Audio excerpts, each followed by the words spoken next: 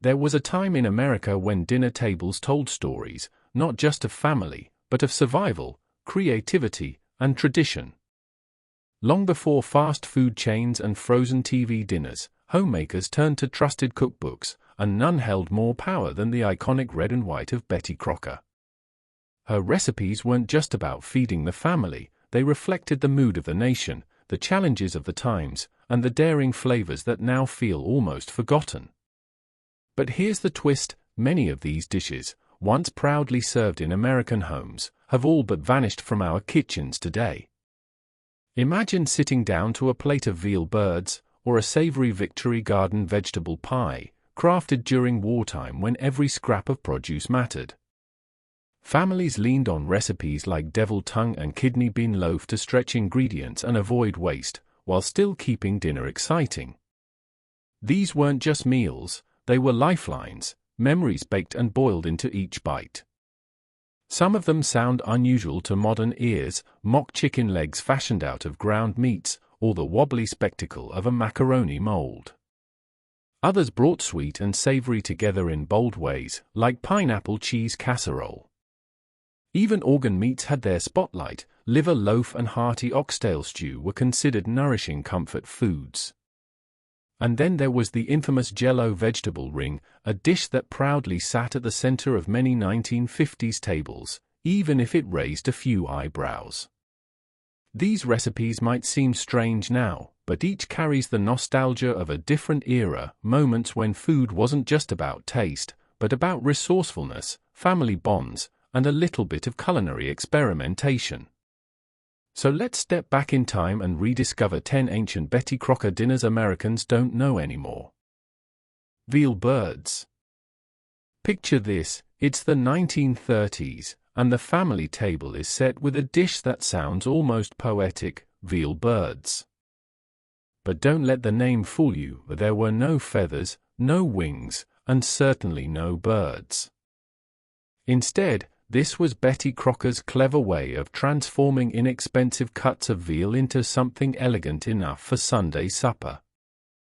The process was all about resourcefulness and presentation. Thin slices of veal were pounded flat, then rolled tightly around a savory breadcrumb stuffing, often seasoned with onions, celery, and a hint of sage. Once secured with kitchen string or toothpicks, the little birds were browned in a skillet and then slowly simmered in a rich brown gravy until tender. The result? A dish that looked refined, filled bellies, and stretched small portions of meat to feed a hungry household. Why birds? Because when placed side by side, the rolled-up veal resembled little game hens or roasted fowl, giving families the illusion of luxury, even in times when money was tight. It was a touch of theater at the dinner table, a reminder that presentation could make even the humblest meal feel special. Veal birds captured the spirit of Depression-era and wartime cooking: practical, frugal, but still creative. They weren't just about taste, they were about making families feel cared for, even when budgets were thin. Today, you'd be hard-pressed to find this recipe in modern kitchens, but once upon a time, it represented comfort, ingenuity, and a little kitchen magic. And as the gravy soaked into mashed potatoes or fresh-baked biscuits, families found more than a meal, they found a memory, now nearly forgotten. Victory Garden vegetable pie. During the 1940s, when World War II reshaped nearly every part of American life, even the dinner table became a battlefield of sacrifice and ingenuity. Families faced strict rationing: meat, butter, sugar, and canned goods were all limited. But out of those constraints came a dish that was both patriotic and practical: the Victory Garden vegetable pie. The name itself carried weight. Across the country, people were encouraged to plant victory gardens in their backyards, on rooftops, and in community plots. These gardens weren't just hobbies, they were acts of national pride, ensuring families could feed themselves while commercial crops were sent to soldiers overseas. And what better way to showcase that homegrown bounty than baking it into a warm, hearty pie? The recipe usually started with a flaky pastry crust, though in many homes, shortening or lard replaced scarce butter. Inside went a colorful mix of garden vegetables, carrots, beans, peas, potatoes, onions, sometimes even leafy greens. A creamy white sauce, thickened with flour and milk, bound everything together, creating a filling that was simple yet satisfying. For families lucky enough to have a bit of cheese or a sprinkle of herbs, the pie became even more special. But Victory Garden vegetable pie wasn't just food, it was a symbol. It reflected resilience, creativity, and the belief that even in hard times, dinner could bring comfort and pride. Each bite told the story of neighbors trading seeds, children helping in the garden, and mothers stretching ingredients to keep families nourished. Today, this humble pie is rarely seen, but it reminds us of an era when the dinner table became a place of unity, where food carried not just flavor but hope. A forgotten dish, but one that once fed both body and spirit. Deviled tongue. In the kitchens of early 20th century America, nothing went to waste. Cuts of meat that today might seem unusual were once considered both economical and delicious. Among these forgotten treasures was deviled tongue, a dish that brought bold flavor and hearty nourishment to family tables. Beef tongue was a prized cut because it was inexpensive, tender when prepared correctly, and large enough to feed an entire household. Preparing it was a labor of love, first simmered slowly for hours with onions, carrots, and spices until the meat was soft enough to peel away its outer skin. Once tender, the tongue was sliced thin and smothered in a tangy deviled sauce. The term deviled didn't mean sinister, it meant spicy, zesty, full of kick. The sauce often included mustard, vinegar, paprika, and a touch of cayenne pepper, all simmered into a rich gravy that turned humble meat into something exciting. Served hot over mashed potatoes or tucked into sandwiches, deviled tongue was a dish that proved flavor could come from frugality. For many American families, this wasn't a strange delicacy, it was comfort food. Immigrant households, especially from Europe, were familiar with tongue recipes, and Betty Crocker helped bring those traditions into mainstream American kitchens. The dish carried a sense of pride, showing that no part of the animal went unappreciated. Today, the thought of cooking tongue might raise eyebrows, but in its time, deviled tongue was a centerpiece of resourcefulness and culinary creativity. It represents an era when families cooked with courage, stretching ingredients and embracing flavors that were bold, hearty, and unforgettable. Once common at Sunday dinners, now it sits quietly in the pages of old cookbooks, waiting to remind us of the flavors America has left behind. Kidney bean loaf. In the days of the Great Depression and wartime rationing, American families often had to answer one pressing question: how do you put a hearty meal on the table without much meat? One creative solution was the kidney bean loaf, a dish that turned a humble pantry staple into the star of dinner. Beans had always been important in American kitchens, but during hard times, they became essential. They were cheap, filling, and packed with protein, an easy substitute when meat was scarce or too expensive. Betty Crocker's kidney bean loaf offered families a way to enjoy a meatloaf without the actual meat. The recipe began by mashing cooked kidney beans until soft, then mixing them with breadcrumbs, eggs, chopped onions, and seasonings. Some versions added celery or a touch of ketchup for flavor. Once shaped into a loaf and baked until firm, it was sliced and served just like traditional meatloaf, often with a tomato-based sauce or brown gravy poured generously over the top. For many households, this dish carried more than just nutrition, it carried dignity. It allowed families to serve something familiar and comforting, even if their pantry was nearly bare.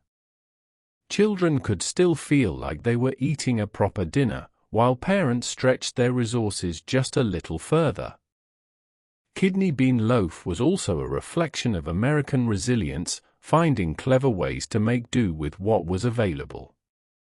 It stood proudly beside mashed potatoes, canned vegetables, or fresh garden greens, proving that flavor didn't always require abundance.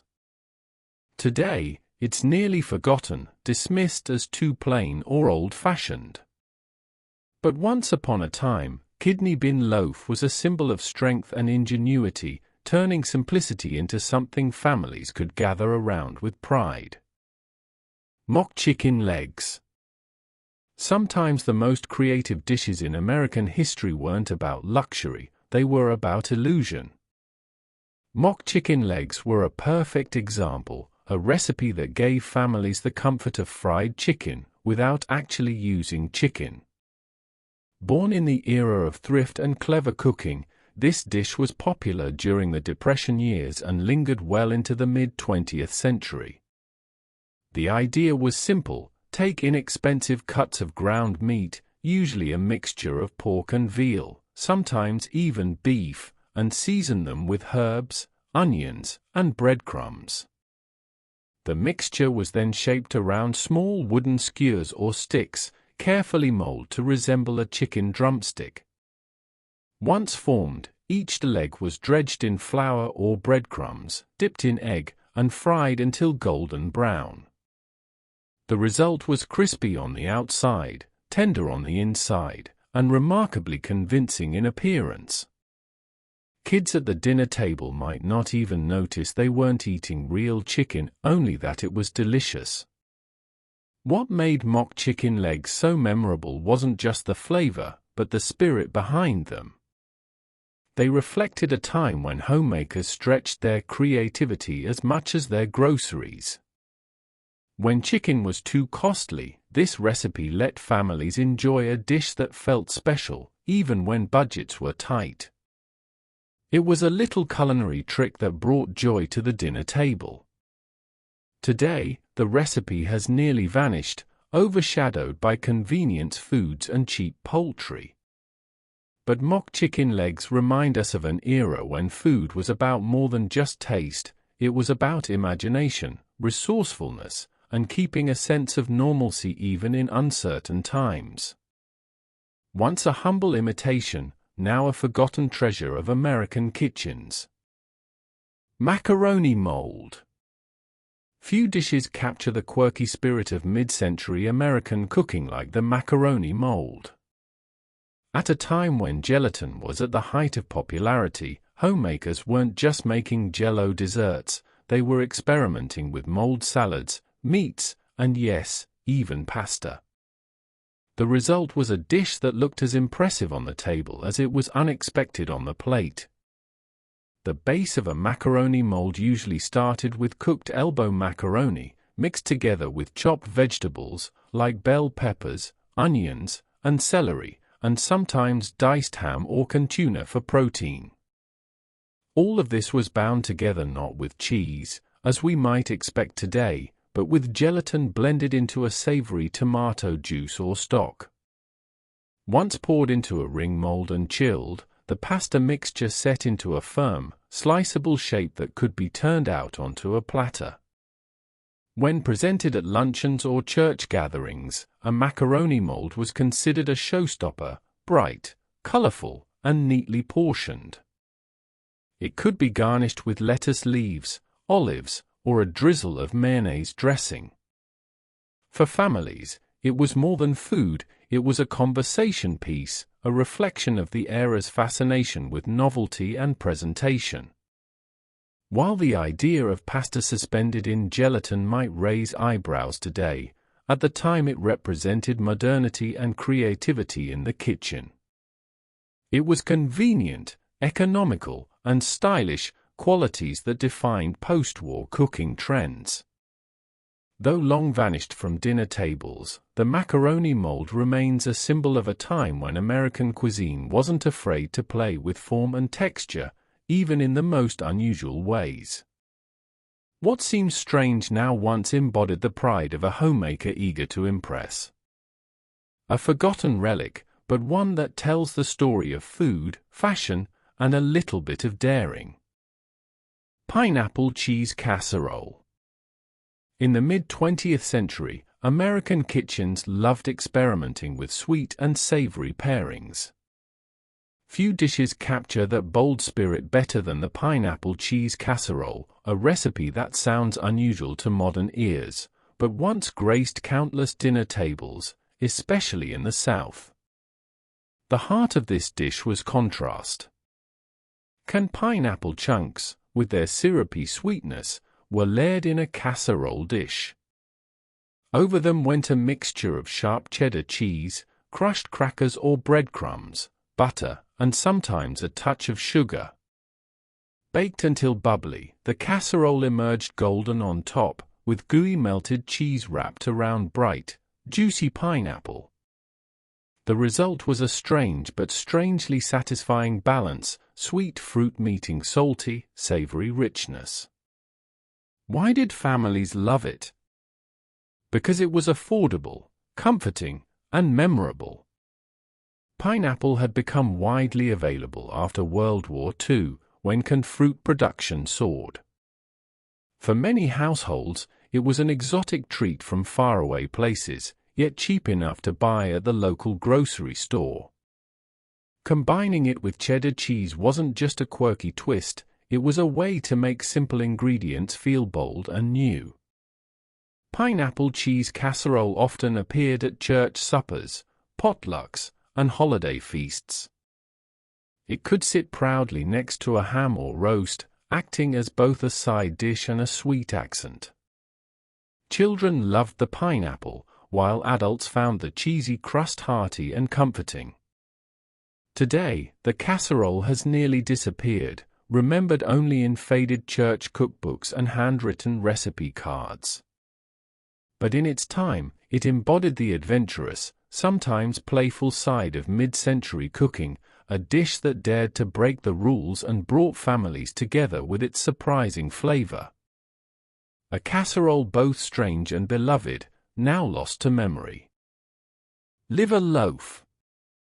There was a time in American kitchens when organ meats weren't unusual, they were everyday staples. Among the most common was liver loaf, a dish that reflected both practicality and nutrition, now almost completely forgotten. Liver was cheap, widely available, and packed with iron and protein, making it a valuable ingredient during the lean years of the Depression and wartime. But on its own, liver's strong flavor could be overwhelming. The solution? Blend it with other ingredients to create something familiar, a loaf that looked and sliced just like meatloaf.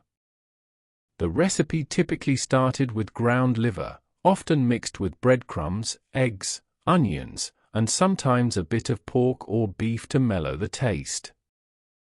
Herbs, mustard, or tomato paste were added to improve the flavor profile. Once pressed into a loaf pan and baked, the result was hearty, sliceable, and surprisingly versatile. Families served it hot with gravy, cold in sandwiches, or topped with ketchup for extra comfort. Liver loaf wasn't just about saving money, it was about nourishment. Doctors and homemakers alike praised liver as a superfood of its time, rich in vitamins that children especially needed. Betty Crocker and other cookbook icons helped make liver more appealing by disguising it in familiar forms like loaves and casseroles. For many households, this dish carried a sense of care and resilience. Parents knew they were giving their families something healthy, even if it wasn't always a favorite at the dinner table. It was a compromise between frugality and nutrition, wrapped up in the comforting shape of a loaf. Today, liver loaf has nearly vanished, remembered mostly with wrinkled noses. Yet it stands as a reminder of an era when every bite mattered, and even the humblest cuts had a place in the heart of the American kitchen. Jell-O vegetable ring. If there's one dish that perfectly sums up the adventurous, and sometimes questionable, spirit of mid-century American cooking, it's the Jell-O vegetable ring. In the 1950s and 60s, gelatin wasn't just dessert, it was a canvas for creativity. And homemakers, inspired by Betty Crocker and other cookbooks of the era, pushed it to its limits. The vegetable ring started with lemon or lime gelatin, prepared with less water to make it firmer. Into this shimmering base went chopped vegetables, carrots, celery, onions, peppers, even olives or cabbage. Sometimes a dash of vinegar, salt, or Worcestershire sauce was added to give it a savory kick. Once set in a ring mold, it was turned out onto a platter, usually garnished with lettuce leaves or filled in the center with a creamy tuna salad, chicken salad, or cottage cheese. On the dinner table, it was meant to impress. Its bright colors, glossy finish, and perfect shape made it a centerpiece at luncheons, church potlucks, or holiday gatherings. To 1950s homemakers, this wasn't strange, it was stylish, modern, and a sign of culinary sophistication. Of course, not everyone loved the taste. The contrast of sweet gelatin with crunchy vegetables was polarizing, to say the least. But in an era obsessed with presentation, novelty often mattered just as much as flavor. The Jell-O vegetable ring showed off a homemaker's skill, creativity, and willingness to keep up with the latest trends. Today, this dish is often remembered with a mix of laughter and nostalgia. What feels bizarre now was once the height of elegance, a reminder of how adventurous mid-century kitchens truly were. The Jell-O vegetable ring may be gone, but it remains a colorful symbol of America's playful food experiments. Peanut butter. Today, peanut butter feels like an everyday staple, spread on sandwiches or swirled into desserts. But once upon a time, it wasn't just a snack, it was a dinner ingredient, proudly featured in Betty Crocker's cookbooks as part of hearty meals. From savory loaves to casseroles, peanut butter carried a versatility that surprised many American households. In the early 20th century, peanut butter was still considered somewhat new, born out of experiments in nutrition and promoted as a health food. By the 1930s and 40s, it became a reliable protein substitute during the Depression and World War II, when meat was either scarce or expensive. Homemakers leaned on it not just for sandwiches, but for creative main dishes. Peanut butter was mixed into baked bean casseroles, whipped into creamy sauces for noodles, or even baked into mock meatloaves designed to stretch every ingredient further. The flavor combinations were bold. Recipes paired peanut butter with tomatoes, onions, or even meats, creating dishes that sound strange now but once represented comfort and economy. Betty Crocker encouraged cooks to embrace peanut butter as both thrifty and nutritious, something children loved and parents trusted. Beyond practicality, peanut butter carried emotional weight. It became a symbol of childhood, of lunch boxes packed with care, and of families who made do with what they had. At the dinner table, it reminded everyone that simple ingredients could be transformed into something filling and memorable. Over time, peanut butter shifted from dinner plates to breakfast and snacks, losing its place as a main course star. Today, we remember it mostly in sweet or quick meals, forgetting the role it once played in keeping families nourished during lean times. A jar of peanut butter wasn't just food, it was resilience, creativity, and a taste of hope.